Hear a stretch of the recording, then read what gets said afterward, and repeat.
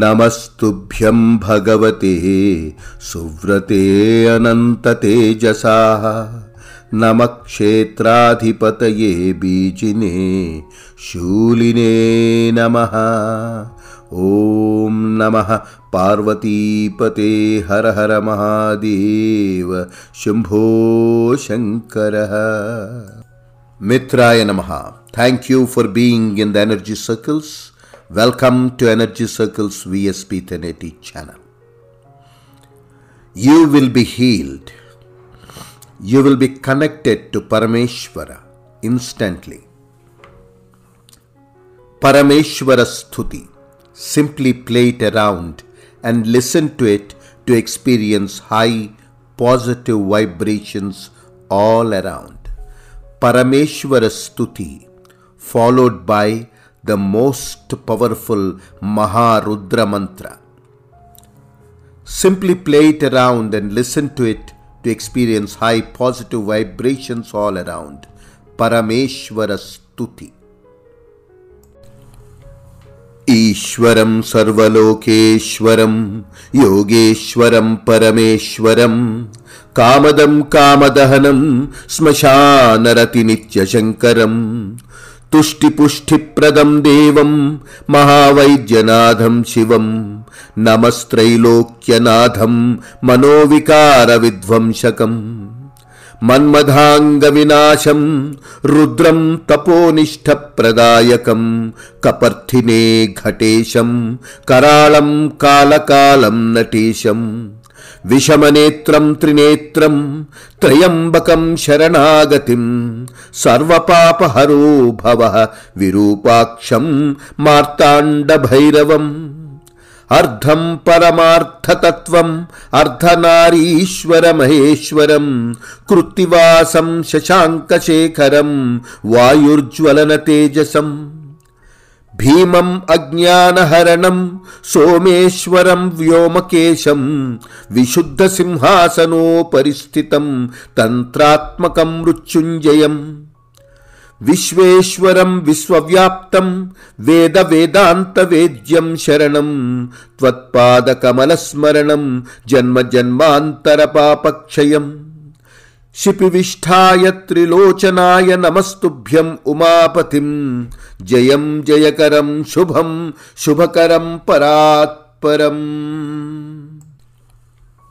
ईश्वरं सर्वलोकेश्वरं योगेश्वरं परमेश्वरं कामदं कामदहनं श्मशानरतिनित्यशङ्करं तुष्टिपुष्टिप्रदं देवं महावैद्यनाथं शिवं नमस्त्रैलोक्यनाथं मनोविकारविध्वंसकम् मन्मथाङ्गविनाशं रुद्रं तपोनिष्ठप्रदायकं कपर्थिने घटेशं करालं कालकालं नटेशं विषमनेत्रं त्रिनेत्रं त्र्यम्बकं शरणागतिं सर्वपापहरो भवः विरूपाक्षं मार्ताण्डभैरवम् अर्धं परमार्थतत्त्वम् अर्धनारीश्वरमहेश्वरं कृत्तिवासं शशाङ्कशेखरं वायुर्ज्वलनतेजसं भीमम् अज्ञानहरणं सोमेश्वरं व्योमकेशं विशुद्धसिंहासनोपरिस्थितं तन्त्रात्मकं मृत्युञ्जयम् विश्वेश्वरं विश्वव्याप्तं वेद वेदांत वेद्यं शरणं त्वत्पादकमलस्मरणं जन्म जन्मांतर पापक्षयम् शिपिविष्ठाय त्रिलोचनाय नमस्तुभ्यं उमापतिं जयं जयकरं शुभं शुभकरं परात्परम्।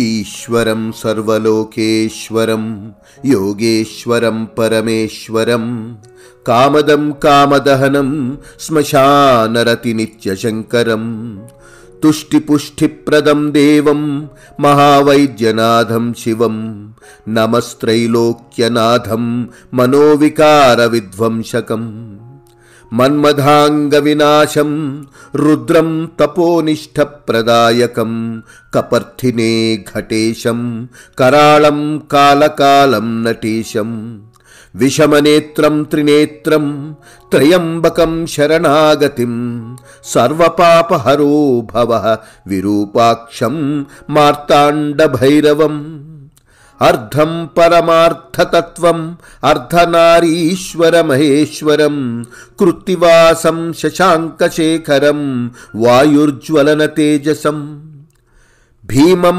అజ్ఞానహరణం సోమేశ్వరం వ్యోమకేశం విశుద్ధసింహాసనోపరిస్థితం తంత్రాత్మకం మృత్యుంజయం విశ్వేశ్వరం విశ్వవ్యాప్తం వేద వేదాంత వేద్యం శరణం త్వత్పాదకమలస్మరణం జన్మ జన్మాంతర పాపక్షయం శిపివిష్ఠాయ త్రిలోచనాయ నమస్తుభ్యం ఉమాపతిం జయం జయకరం శుభం శుభకరం పరాత్పరం. After the Parameshwara Stuti, now chant the highly powerful Maharudra mantra, chanted 108 times. Do it with utmost devotion and faith. Maharudra mantra. Om Bhargaya Maharudraya Kshudraharaya Arogyapradaya Neelakantaya Namaha. Om Bhargaya Maharudraya Kshudraharaya Arogyapradaya Neelakantaya Namaha. Om Bhargaya Maharudraya Kshudraharaya Arogyapradaya Neelakantaya Namaha. Om Bhargaya Maharudraya Kshudraharaya Arogyapradaya Neelakantaya Namaha. Om Bhargaya Maharudraya Kshudraharaya Arogyapradaya Neelakantaya Namaha. Om Bhargaya Maharudraya Kshudraharaya Arogyapradaya Neelakantaya Namaha. Om Bhargaya Maharudraya Kshudraharaya Arogyapradaya Neelakantaya Namaha. Om Bhargaya Maharudraya Kshudraharaya Arogyapradaya Neelakantaya Namaha. Om Bhargaya Maharudraya Kshudraharaya Arogyapradaya Neelakantaya Namaha. Om Bhargaya Maharudraya Kshudraharaya Arogyapradaya Neelakantaya Namaha.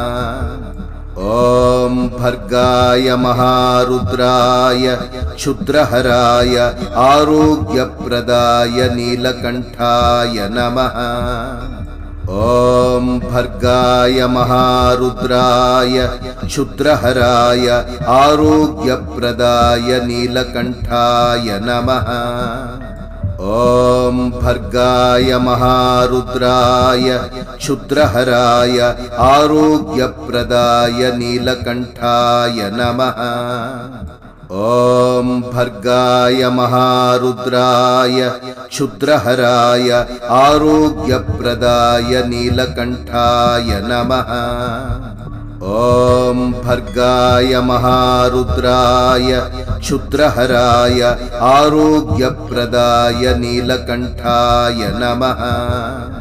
Om Bhargaya Maharudraya Kshudraharaya Arogyapradaya Neelakantaya Namaha. Om Bhargaya Maharudraya Kshudraharaya Arogyapradaya Neelakantaya Namaha. Om Bhargaya Maharudraya Kshudraharaya Arogyapradaya Neelakantaya Namaha. Om Bhargaya Maharudraya Kshudraharaya Arogyapradaya Neelakantaya Namaha. Om Bhargaya Maharudraya Kshudraharaya Arogyapradaya Neelakantaya Namaha. ॐ भर्गाय महारुद्राय क्षुद्रहराय आरोग्यप्रदाय नीलकण्ठाय नमः।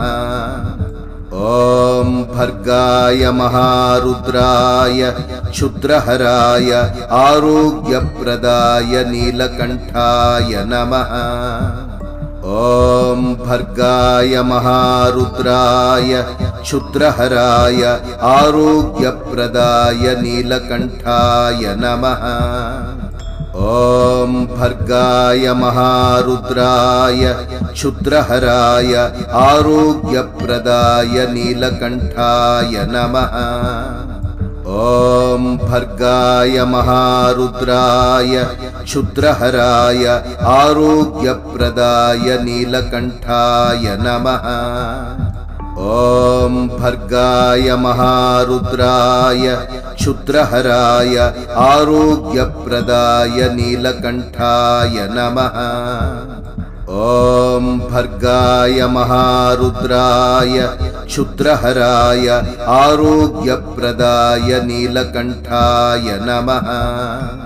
ॐ भर्गाय महारुद्राय क्षुद्रहराय आरोग्यप्रदाय नीलकण्ठाय नमः।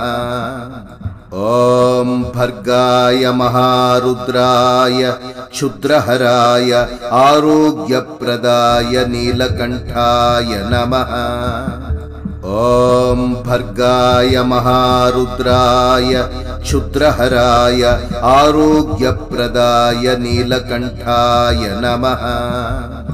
ॐ भर्गाय महारुद्राय क्षुद्रहराय आरोग्यप्रदाय नीलकण्ठाय नमः।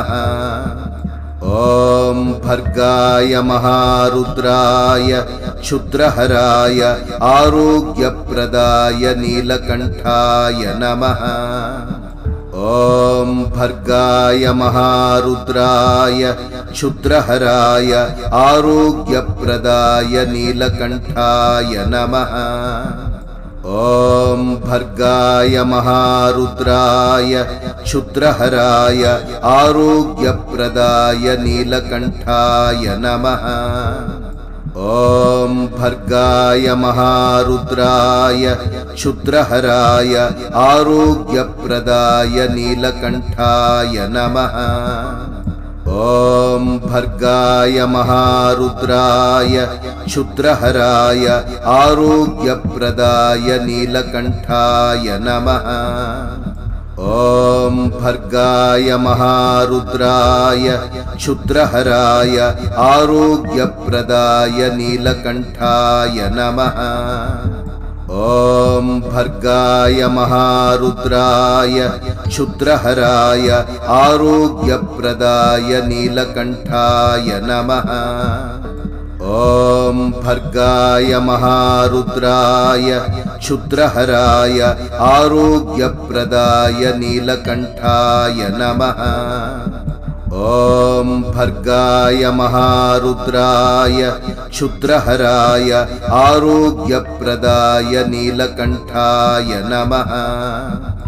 ॐ भर्गाय महारुद्राय क्षुद्रहराय आरोग्यप्रदाय नीलकण्ठाय नमः। ॐ भर्गाय महारुद्राय क्षुद्रहराय आरोग्यप्रदाय नीलकण्ठाय नमः। ॐ भर्गाय महारुद्राय क्षुद्रहराय आरोग्यप्रदाय नीलकण्ठाय नमः। ॐ भर्गाय महारुद्राय क्षुद्रहराय आरोग्यप्रदाय नीलकण्ठाय नमः। ॐ भर्गाय महारुद्राय क्षुद्रहराय आरोग्यप्रदाय नीलकण्ठाय नमः। ॐ भर्गाय महारुद्राय क्षुद्रहराय आरोग्यप्रदाय नीलकण्ठाय नमः। ॐ भर्गाय महारुद्राय क्षुद्रहराय आरोग्यप्रदाय नीलकण्ठाय नमः। ॐ भर्गाय महारुद्राय क्षुद्रहराय आरोग्यप्रदाय नीलकण्ठाय नमः। ॐ भर्गाय महारुद्राय क्षुद्रहराय आरोग्यप्रदाय नीलकण्ठाय नमः। ॐ भर्गाय महारुद्राय क्षुद्रहराय आरोग्यप्रदाय नीलकण्ठाय नमः। ॐ भर्गाय महारुद्राय क्षुद्रहराय आरोग्यप्रदाय नीलकण्ठाय नमः। ॐ भर्गाय महारुद्राय क्षुद्रहराय आरोग्यप्रदाय नीलकण्ठाय नमः। ॐ भर्गाय महारुद्राय क्षुद्रहराय आरोग्यप्रदाय नीलकण्ठाय नमः। ॐ भर्गाय महारुद्राय क्षुद्रहराय आरोग्यप्रदाय नीलकण्ठाय नमः।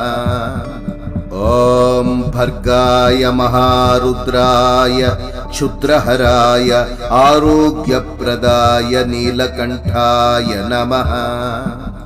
ॐ भर्गाय महारुद्राय क्षुद्रहराय आरोग्यप्रदाय नीलकण्ठाय नमः। ॐ भर्गाय महारुद्राय क्षुद्रहराय आरोग्यप्रदाय नीलकण्ठाय नमः। ॐ भर्गाय महारुद्राय क्षुद्रहराय आरोग्यप्रदाय नीलकण्ठाय नमः। ॐ भर्गाय महारुद्राय क्षुद्रहराय आरोग्यप्रदाय नीलकण्ठाय नमः। ॐ भर्गाय महारुद्राय क्षुद्रहराय आरोग्यप्रदाय नीलकण्ठाय नमः। ॐ भर्गाय महारुद्राय क्षुद्रहराय आरोग्यप्रदाय नीलकण्ठाय नमः। ॐ भर्गाय महारुद्राय क्षुद्रहराय आरोग्यप्रदाय नीलकण्ठाय नमः। ॐ भर्गाय महारुद्राय क्षुद्रहराय आरोग्यप्रदाय नीलकण्ठाय नमः। ॐ भर्गाय महारुद्राय क्षुद्रहराय आरोग्यप्रदाय नीलकण्ठाय नमः।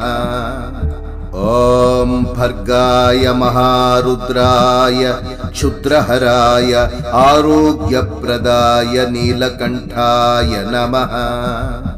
ॐ भर्गाय महारुद्राय क्षुद्रहराय आरोग्यप्रदाय नीलकण्ठाय नमः।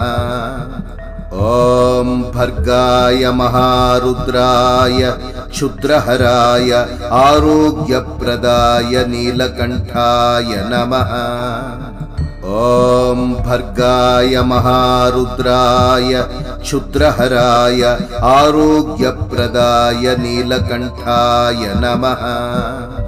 ॐ भर्गाय महारुद्राय क्षुद्रहराय आरोग्यप्रदाय नीलकण्ठाय नमः। ॐ भर्गाय महारुद्राय क्षुद्रहराय आरोग्यप्रदाय नीलकण्ठाय नमः। ॐ भर्गाय महारुद्राय क्षुद्रहराय आरोग्यप्रदाय नीलकण्ठाय नमः। ॐ भर्गाय महारुद्राय क्षुद्रहराय आरोग्यप्रदाय नीलकण्ठाय नमः। ॐ भर्गाय महारुद्राय क्षुद्रहराय आरोग्यप्रदाय नीलकण्ठाय नमः। ॐ भर्गाय महारुद्राय क्षुद्रहराय आरोग्यप्रदाय नीलकण्ठाय नमः। ॐ भर्गाय महारुद्राय क्षुद्रहराय आरोग्यप्रदाय नीलकण्ठाय नमः। ॐ भर्गाय महारुद्राय क्षुद्रहराय आरोग्यप्रदाय नीलकण्ठाय नमः। ॐ भर्गाय महारुद्राय क्षुद्रहराय आरोग्यप्रदाय नीलकण्ठाय नमः। ॐ भर्गाय महारुद्राय क्षुद्रहराय आरोग्यप्रदाय नीलकण्ठाय नमः। ॐ भर्गाय महारुद्राय क्षुद्रहराय आरोग्यप्रदाय नीलकण्ठाय नमः। ॐ भर्गाय महारुद्राय क्षुद्रहराय आरोग्यप्रदाय नीलकण्ठाय नमः। ॐ भर्गाय महारुद्राय क्षुद्रहराय आरोग्यप्रदाय नीलकण्ठाय नमः। ॐ भर्गाय महारुद्राय क्षुद्रहराय आरोग्यप्रदाय नीलकण्ठाय नमः। ॐ भर्गाय महारुद्राय क्षुद्रहराय आरोग्यप्रदाय नीलकण्ठाय नमः। ॐ भर्गाय महारुद्राय क्षुद्रहराय आरोग्यप्रदाय नीलकण्ठाय नमः।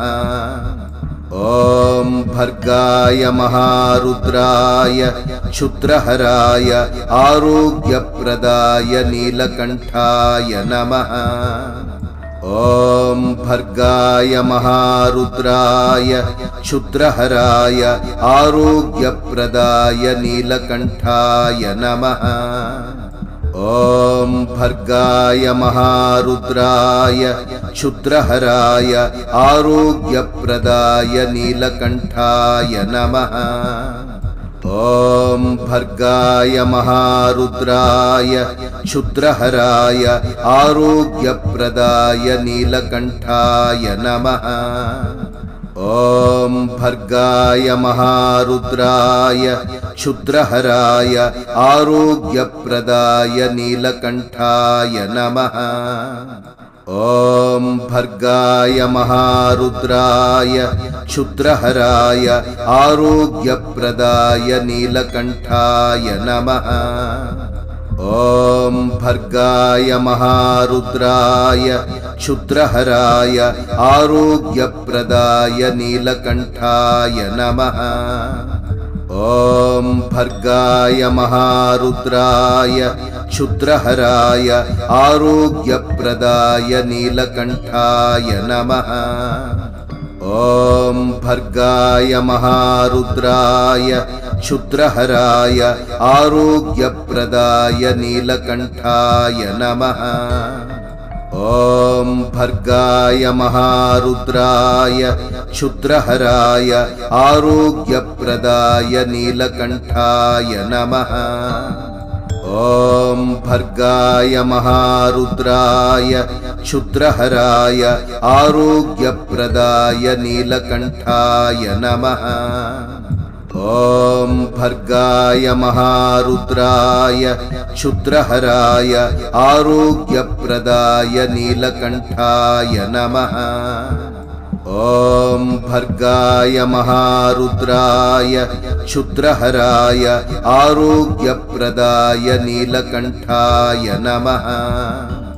ॐ भर्गाय महारुद्राय क्षुद्रहराय आरोग्यप्रदाय नीलकण्ठाय नमः। ॐ भर्गाय महारुद्राय क्षुद्रहराय आरोग्यप्रदाय नीलकण्ठाय नमः। ॐ भर्गाय महारुद्राय क्षुद्रहराय आरोग्यप्रदाय नीलकण्ठाय नमः। ॐ भर्गाय महारुद्राय क्षुद्रहराय आरोग्यप्रदाय नीलकण्ठाय नमः। ॐ भर्गाय महारुद्राय क्षुद्रहराय आरोग्यप्रदाय नीलकण्ठाय नमः। ॐ भर्गाय महारुद्राय क्षुद्रहराय आरोग्यप्रदाय नीलकण्ठाय नमः। ॐ भर्गाय महारुद्राय क्षुद्रहराय आरोग्यप्रदाय नीलकण्ठाय नमः।